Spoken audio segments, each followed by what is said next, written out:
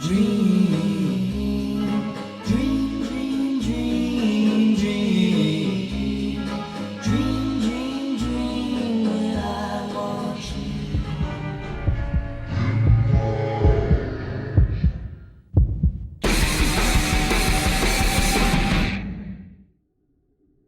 Bonjour à tous mes chers amis et bienvenue à ce nouvel épisode de Laurent au cinéma, dans lequel je vous parlerai du dernier film de Ridley Scott, The Martian ou Seul sur Mars. La première fois que j'ai entendu parler de ce film, c'était en voyant la toute première bande-annonce, c'était il y a plusieurs mois, et je venais tout juste de me remettre de Interstellar de Christopher Nolan.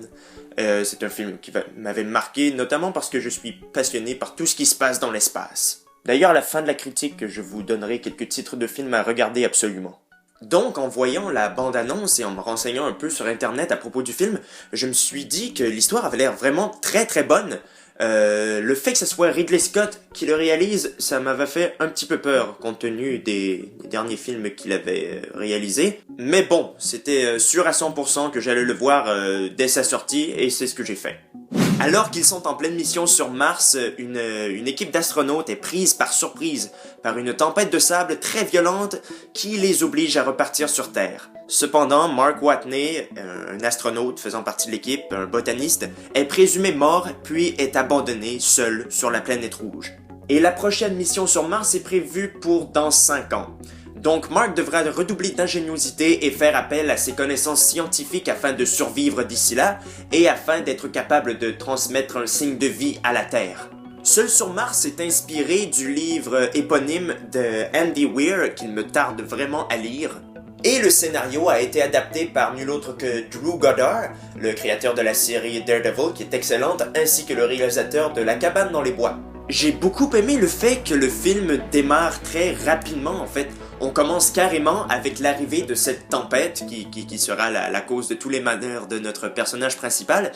Et du coup, on nous plonge immédiatement dans le thème principal du film. Et la solitude de Watney est abordée d'une manière assez singulière. Pour ne pas devenir fou, Mark Watney va s'adresser directement au public via les caméras qui sont installées à bord de la base établie sur Mars.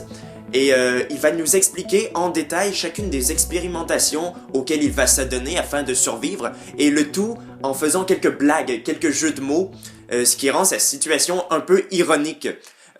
Donc j'ai bien aimé le fait qu'on traite l'isolation de manière assez différente des films classiques auxquels on est habitué.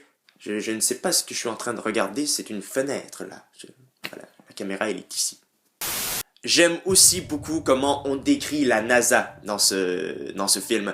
Leur priorité, ça n'est pas, du moins au début du film, leur priorité, ce n'est pas de sauver Watney, c'est de blanchir leur image. Et oui, au début, la NASA ne tient pas à révéler au public que Mark Watney est toujours en vie et seul sur Mars, parce qu'ils ne veulent pas se faire blâmer, ils ne veulent pas qu'on les accuse de l'avoir abandonné seul sur cette planète. Une belle bande d'enculés. Sinon, l'aspect scientifique est assez adéquat pour le film. Watney nous en fait part de manière assez simple, mais efficace. Du coup, on arrive à tout comprendre ce qu'il fait. Et le tout est réaliste, c'est ce qui est cool. Par exemple, Mark, étant donné qu'il est botaniste, il va parvenir à faire pousser des pommes de terre sur Mars. Je ne vais pas vous dire comment, je vais vous laisser la surprise de le découvrir, parce que c'est assez drôle. Petite anecdote concernant le scénario, l'une des pages du script fut arrachée par Ridley Scott lui-même et signée de sa main, et elle fut envoyée à bord du vaisseau spatial Orion, qui a fait le tour de l'orbite terrestre au moins 2 fois. C'était à l'occasion de la mission Exploration Flight Test 1. Merci Wikipédia. Donc on pourra dire que le scénario de ce film est allé dans l'espace. La classe quoi. C'est Ridley Scott à la réalisation, et franchement c'est un assez bon retour de sa part. Il n'était pas sûr de vouloir participer au projet au départ parce qu'il était trop préoccupé par les suites de Blade Runner ainsi que de Prometheus. Franchement, je vois pas l'intérêt vraiment. Mais bon, avec Seul sur Mars, il nous offre premièrement un visuel impeccable et exceptionnel. Sérieusement, les paysages martiens, ils sont sublimes, ils sont à couper le souffle. C'est d'un réalisme incroyable quand même. Il s'agit en réalité du désert jordanien, mais faut avouer quand même que c'est bluffant. On a également droit à des moments très riches en émotions. Le film est tout aussi touchant, émouvant que drôle ou stressant. Mark doit survivre avec les moyens du bord et il y a toujours bien sûr un risque que la situation tourne au vinaigre. Et dans ces moments-là, la tension est tellement forte qu'il faut bien s'agripper à notre siège. Sinon, que dire d'autre? Ridley Scott a très bien rempli son film. Seul sur Mars dure environ 2h10, ce qui est amplement suffisant. C'est ni trop long ni trop court, alors j'ai adoré ça. Des gens m'ont demandé si je l'avais préféré à Interstellar, et la réponse est non, malheureusement. Mais en même temps, on peut pas vraiment comparer les deux films. Ils ne sont pas du tout similaires, au contraire. Le film de Christopher Nolan nous offre une vision un peu plus apocalyptique de notre monde. Les astronautes du film doivent partir dans l'espace pour trouver une nouvelle planète habitable, pour y déménager les terriens, sauf que dans Seul sur Mars, c'est pas du tout ça. Il ne s'agit que d'une simple mission spatiale qui tourne mal. Mais bon, le fait que j'ai préféré Interstellar ne veut pas dire que Seul sur Mars est un mauvais film, au contraire, il est très très bon. Bref, maintenant parlons de la jolie palette d'acteurs auxquels nous avons droit. Oui, nous avons Matt Damon dans le rôle principal, qui est tout juste excellent.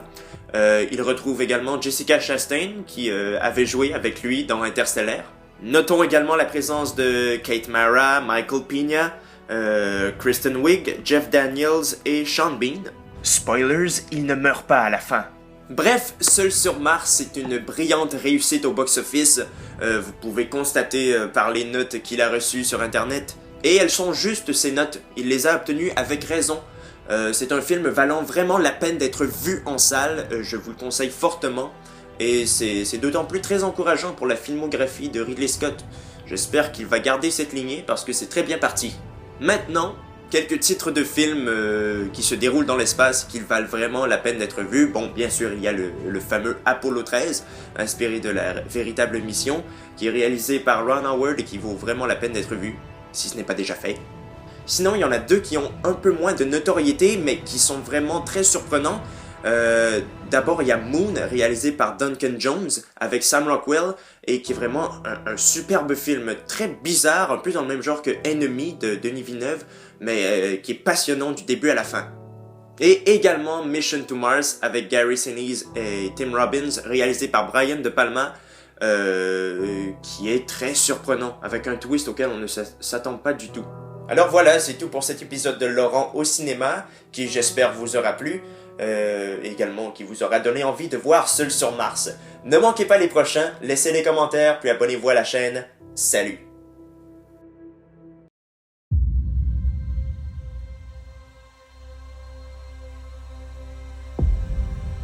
Je vous garantis qu'à un moment donné, les choses vont mal tourner. Ouais. Vous vous direz, c'est fini. Ma dernière heure est venue. Commandant, Mark est mort. Il faut évacuer les lieux.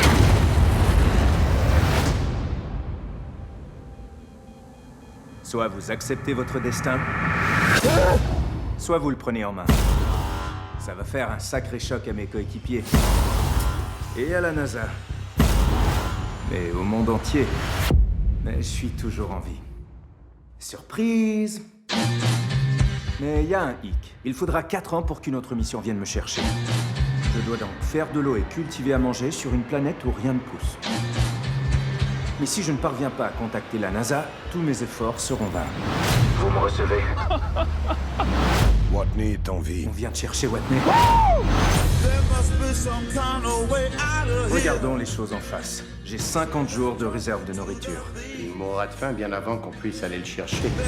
Alors, il va vraiment falloir que je chie de la science. Il est tout seul à 80 millions de kilomètres de la Terre. À quoi pense-t-il là? Je suis le meilleur botaniste de cette planète. On l'a abandonné. Allons le récupérer. On n'a pas l'accord de la NASA. Il s'agit donc d'une mutinerie. Nous ne pouvons pas risquer leur vie. C'est plus important qu'un seul homme. Non, c'est faux. Vous voulez faire ça? S'il y a le moindre problème, tout le monde y reste. Vous vous rendez compte que c'est de la folie? C'était le seul choix possible. Ramenez notre gars sain et sauf.